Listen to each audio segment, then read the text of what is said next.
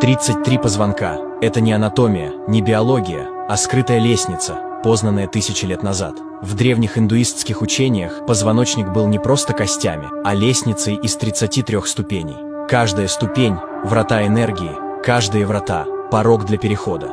Они называли это кундалини, змея, свернутая у основания позвоночника. Поднимаясь, она проходит все 33 ступени, пробуждая энергоцентры один за другим. Шаг за шагом энергия движется вверх, от выживания к желанию, к воле, к видению, достигая 33-й ступени – короны, где тело и дух растворяются в свете. Христос прожил 33 года, масоны восходят на 33 ступени. Совпадение или код, повторяющийся в верованиях, науке и мифах. Так что же такое эти 33 ступени? Карта тела, путь души и тайна, ждущая пробуждения.